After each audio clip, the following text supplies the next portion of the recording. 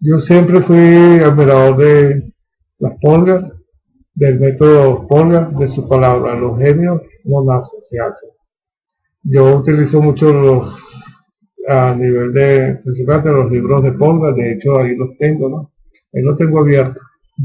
Eh, para la visión combinatoria, de desarrollar tanto visión inmediata como visión inmediata. Yo estoy seguro que aquí inmediatamente en este diagrama tú ves el Matrix 3 y aquí en este diagrama también ves el Matrix 3, ¿no?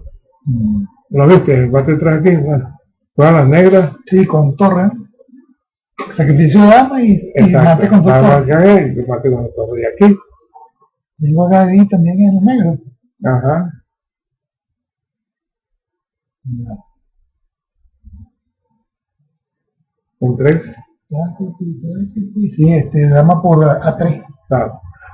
Yo cuando estaban en un nivel, digamos, de evolución, trabajaba mucho esto con mis alumnos, por ejemplo, tenía un grupo de 4, recuerdo mucho a Eduardo con esto, ¿no? Entonces le ponía... ¿Te refieres a Eduardo Turrizada, nuestro primer gran maestro? Claro.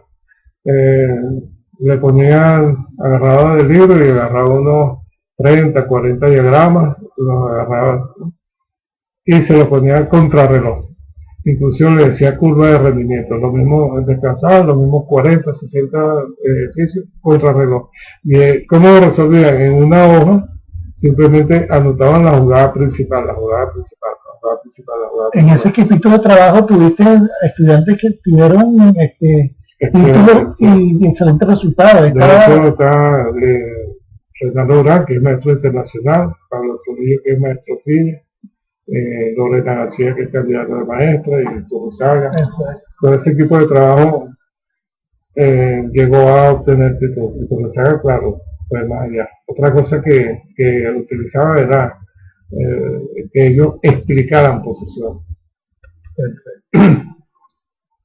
Algo de Orión Sevilla, 3 veces campeón de los Estados Unidos, escribió esta obra. Esto es importante, ¿no? Yo creo que todo entrenador debe tener su maletín ya preestablecido. Él tenía aquí un maletín de, más o menos, su idea, 300 posiciones, 320 posiciones, si no recuerdo, que de alguna manera fuesen cualquier otra combinación que se presentase, estuviera representada en esas 300 posiciones, en la combinación de esas 300 posiciones. En cambio, cuando se trata de analizar, por ejemplo, estudiar apertura, esta posición de medio juego, él hace otra propuesta. Por ejemplo, nosotros agarramos las posiciones de medio juego y vemos las leyes que rigen esa posición. Por ejemplo, esto es una posición de peón aislado, cuáles son las características de esta posición. ¿Cómo se juega contra esta posición? Ahí. Que lo instructivo de esto es que esta es una posición a la que se puede llegar por varias vías, ¿no? Y en el mismo número de jugadas. Por el gambito de dama, las semitanas, por el ataque plano de la carocana, por la latín de la siciliana, y creo que por la variante Alekhine también se puede llegar. Son 7 u 8 formas de... Yo aquí seleccioné 3 de las más. Claro, hay que tener conocimiento más profundo del espíritu de la partida, de la posición. Y tener además conocimientos bastante sólidos en cuanto a cómo se ataca ese tipo de posiciones. Allí básicamente uno de los primeritos que observa son los temas relacionados con aquel libro de Aaron Ensou, el arte de la defensa y el minisistema y la práctica del minisistema, bloqueo de caballo con D5 allí, y ahí comienzan otro tipo de conceptos de posición. Y para la blanca, aquí la idea es montar la máquina y D5, ¿no? D5, montar la máquina. De hecho, contra el C2 hay que jugar con mucha precisión. Sí. Ahora nos referimos a que el entrenador de alguna manera tiene que tener herramientas para manejar lo relacionado a las emociones, ¿no? Además de motivar al logro, dar a conocer los valores del deporte, establecer metas, de alguna manera tiene que ayudar a su entrenador dependiendo de las emociones. Tenemos 3 casos emblemático, ¿no? Fischer, de que en todo el mundo, en su época, hablaba de sus características emocionales. De hecho, se dice que no pudo continuar su carrera una vez obtenido el título por problemas, por factores psicológicos. En cambio, una personalidad ecuánime como el Karpov, después de ser campeón mundial, evolucionó su juego según los grandes maestros, según las grandes autoridades del ajedrez, y llegó a ser el campeón mundial con más títulos o más medallas de oro obtenidas en competencias a nivel internacional, o sea, compitiendo con el título de campeón mundial. Y aquí tenemos otro caso emblemático, ¿no? Quizá uno de los talentos más grandes de los últimos 20 años, de que se creía en los años 90 que iba a ser campeón del mundo, y sin embargo no pudo superar su punto débil, pues. El punto débil del genio, su gran estabilidad psicológica. Esto lo saqué de internet. De hecho, hay una declaración de Nigel Short donde dice que Ivan Chu es un jugador con mucho más talento que Magnus Carlsen, pero eso lo dice Nigel Short. Entonces, aquí tenemos el otro aspecto, la toma de decisiones. Todos estos grandes fueron grandes, llegaron a estos títulos por esto, y la foto de todos los campeones mundiales, ¿no? Yo siempre, cuando no existían los ordenadores, me llamaba la atención de que había, reconocido por ellos, gente que tenía la misma capacidad de cálculo y el mismo capacidad de análisis y el mismo bagaje teórico de esos campeones mundiales. Por ejemplo, Keres, Bronten, Auerbach, todos tenían que si Karpov con Fullman, Bronten, Bobini con Ragozin, siempre tenían sus entrenadores a su mismo nivel. Creo que no tenían la misma capacidad de juego, tenían la misma capacidad de análisis, la misma capacidad de cálculo, pero no la misma capacidad de juego. Y la capacidad de juego de un jugador está en esto, en caliente, en el tomar el riesgo, en la toma de decisión, de decidirse. Por eso traigo esta foto. Y en eso se puede trabajar a los alumnos. De hecho, quizás por eso ya Steiner en el siglo XIX decía que el ajedrez no es para almas tímidas. Sabemos lo duro y lo difícil que es llegar aquí, y lo duro y difícil que es ser ajedrecista de alta competencia. Y además mantenerse, que es lo de mantenerse. Todo plan de entrenamiento debe empezar con una prueba diagnóstica. Aquí está una revelación de Tal para la preparación del match. Él dijo que tenía problemas defensivos. Llegué a la conclusión como entrenador joven que tenía problemas defensivos. Si eso lo dice en aquel momento el segundo mejor del mundo, ¿qué será para los demás? Y con base en ese diagnóstico hizo su plan de preparación para ese torneo, ¿no? Que fue participar en torneos previos y elegir posiciones que lo obligaran a defenderse para mejorar su defensa. Aquí hay otro ejemplo, análisis de qué apertura eligió, qué apertura estudió con base en el estudio de su oponente. La vergüenza era exactamente la elección correcta de apertura contra un jugador como Kasparov. Yo utilizo mucho el recurso del test pedagógico, eso lo debe tener cualquier entrenador, y no improvisar el test pedagógico. Quizás con base en el elo es fundamental, ¿no? Tenga text de todos niveles, ¿no? De finales, de cálculo, de apertura y de medio juego.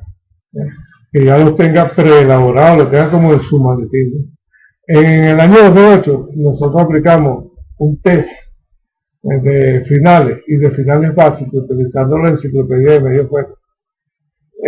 Este tipo de finales contenían 10 programas del mismo tenor, había que analizar para ambos bandos, los análisis y conclusiones deberían entregarse por escrito, y tenían 100 minutos para resolver esta posición. En una hoja aparte con lápiz de grafito. En correspondencia con lo que estamos hablando, que anotaran, que escribieran. Que escribieran, lo importante de escribir, de anotar. Entonces, incluso se trabajó esto y sin embargo fue poco tiempo y como 3 o 4 partidas perdieron en finales de este tipo, posiciones que no debería perder. Y estábamos hablando del equipo olímpico femenino. Yo he hecho seguimiento a nivel personal de esta cuestión y todavía seguimos teniendo problemas con este tipo de cosas. Este ejercicio también está en el libro de Finales de Torre. Fíjate por ejemplo la idea, ¿no? Una pequeña variación en la posición de la torre y a veces una pequeña variación de la posición de la red. Puede llevar o no a resultados diferentes.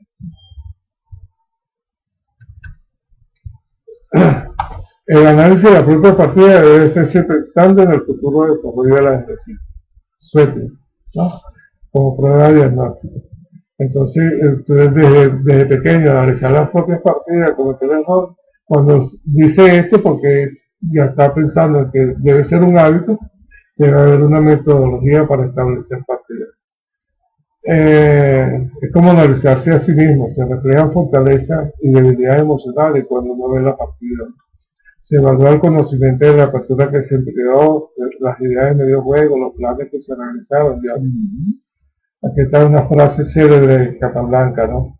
De pocas partidas aprendido tanto como la mayoría de mediadores. Generalmente uno analiza más las partidas que pierde o la analiza con otro criterio, vamos a decir, que las partidas que gana. La euforia de la victoria a veces lo hace creer a uno que jugó maravillosamente todo correctamente y además que cuando la analizas obteniendo la victoria, entonces quieres justificar que ganaste de una manera muy hermosa y entonces te dan esos detalles que tienes que revisar, que cuando analizas partidas perdidas sí te das cuenta de los errores que cometiste. Exactamente. Te omnibulas con el triunfo. Es importante para todos nosotros ampliar la cultura ajedrecística, quizás uno de los textos de ajedrez más grandes que se haya escrito en la historia del ajedrez, mis geniales predecesores, Kasparov, aprendiendo de todos sus predecesores, ¿no? Funcionaron los análisis efectuados en su día por los protagonistas y sus contemporáneos, los posteriores de los grandes maestros, los de la computadora y los del propio Kasparov. Decía Borensky, Cherechevsky, todos los entrenadores de envergadura aconsejan el estudio de los clásicos. Esta obra es excepcional. Por ejemplo, en principios del siglo XX, en la época de Kasparov, Alekhine, hasta Bombini, ¿no? Muchos de esos jugadores jugaban en torneos contra jugadores puede ser un poco relativamente menores. Entonces obtenían ventaja, pero la técnica de cómo concretar la ventaja, de cómo aprender a ganar, que mostraban esos jugadores, es de muy valioso, es un recurso pedagógico muy valioso para nuestros entrenadores. Para los jugadores de 2000 hasta 2300, 2400 puntos, reproducir esta partida es de un beneficio incalculable. Y de hecho, la forma como lo plantea Kasparov es muy pedagógica. Me llama la atención que acá, sentencia como esta, dice Kasparov, fue en los años 60 del siglo XX, gracias a los aportes de Petrosian, cuando llegó realmente a comprenderse las posiciones de peón aislado. Eso lo dice Gary Kasparov. O sea que el estudio que él hace de todas estas partidas previas donde se jugaron partidas con posiciones peón aislado y los métodos que se usaban para jugar esas posiciones, ¿verdad?, presentan una diferencia en cómo empezó a jugar la Petrosian y los jugadores posteriores a Petrosian sobre estas posiciones, tipo de finales, conducción de medio juego, piezas que se deben cambiar, piezas que no se deben cambiar, tipos de planos. También es un boom a nivel mundial el ajedrez en las escuelas. Un entrenador sin la debida preparación para el ajedrez en la escuela no se te garantiza el éxito total, ¿no? Por ejemplo, en psicología hay una corriente que es la corriente de psicología conductista. Los conductistas estrictos creen que toda persona puede ser entrenada para realizar cualquier tarea. Solo se requiere el condicionamiento correcto. De alguna manera tenemos que ser conductistas, optimistas para trabajar en las escuelas y aprender cuestiones propias del proceso de enseñanza-aprendizaje que utilizan los docentes. Aprender a redactar objetivos de aprendizaje en términos de conducta observable, porque vamos a ser evaluados por maestros, directores de escuelas.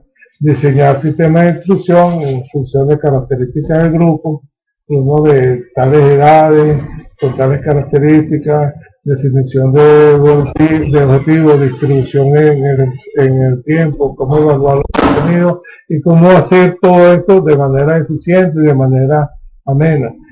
Cómo mantener constantemente la motivación, ¿verdad? Incluso intercambio con otros docentes a nivel de la escuela para retroalimentación y mejora futuro. Entonces, este es un ámbito del ajedrez que nutriría el ajedrez de alto rendimiento, pero también se quiere que salgan de acá con unas conductas que faciliten a entrenadores de alto rendimiento seguir desarrollando a los que quieran. También es importante conocer el reglamento. Muchas veces los entrenadores olvidamos la importancia de conocer y divulgar el reglamento. Nosotros tenemos equipos de árbitros internacional, Ita, Cotilla, Udencio, Gauna, Salazar, Guilarte, todos árbitros internacionales de ajedrez. Y uno de los grandes, Cotilla, que Alexis se nos fue. Sí, dale, concha, le tuvimos en su sepelio y nos dolió muchísimo porque se fue de manera muy rápida. Y el bagaje y la enseñanza que deja Lázaro Cotilla en Venezuela, creo yo que puede definirse como la escuela de Coti para el ajedrez venezolano.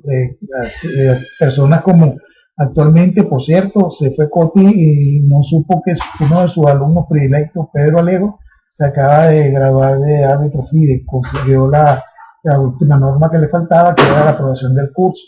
Aquí también nos falta mencionar al árbitro Ulises Hernández, quien es árbitro internacional y es nuestro oficial FIDE.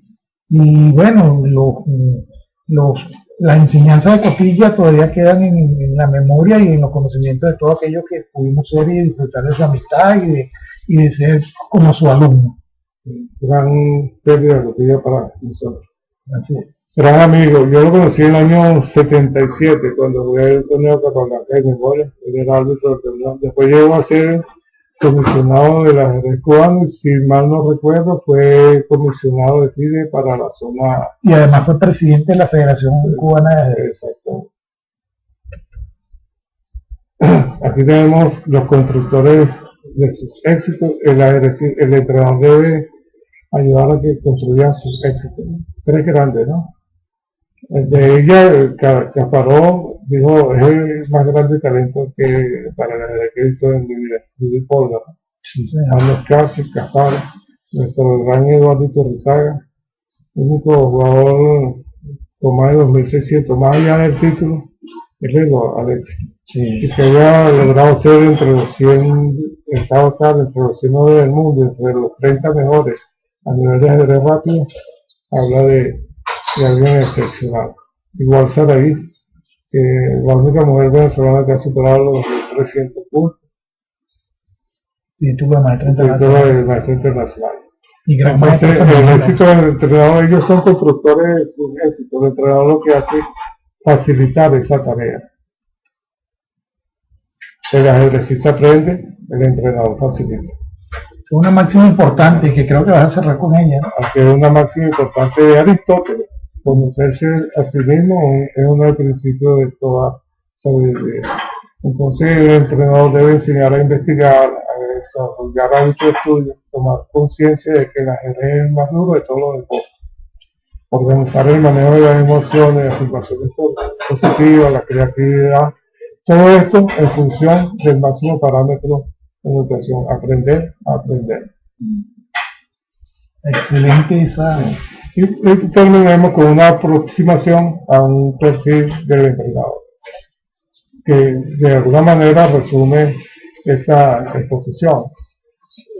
Para hablar de metodología, al aplicar una metodología, uno tiene que tener un entrenador que reúne estas condiciones: conocimiento del ajedrez, actitud reflexiva, capacidad para producir material educativo, elaborar test pedagógicos, capacidad de trabajar en equipo, con grupos de entrenados, con otros entrenadores, para motivar, no confundir disciplina con autoritarismo, conocimiento de preparación física, manejo de software, base de datos, ser un investigador constante en función de mejorar su perfil, y un pequeño homenaje, un pequeño reconocimiento, ¿cómo? Pequeño reconocimiento a dos grandes maestros que tuvieron influencia en el ajedrez venezolano. Don gran Julio Bolochán, entrenador de Oscar Pano, amigo de Naldo, miembro del equipo subcampeón olímpico en 1950-52, y Germán Pino. Ambos pasaron sus últimos días en Venezuela y su aporte al ajedrez venezolano fue muy... Fallecieron acá. Fallecieron acá. Vamos a cerrar la charla de hoy con el regalo, con el regalito de este problemita, ¿no? ¿De dónde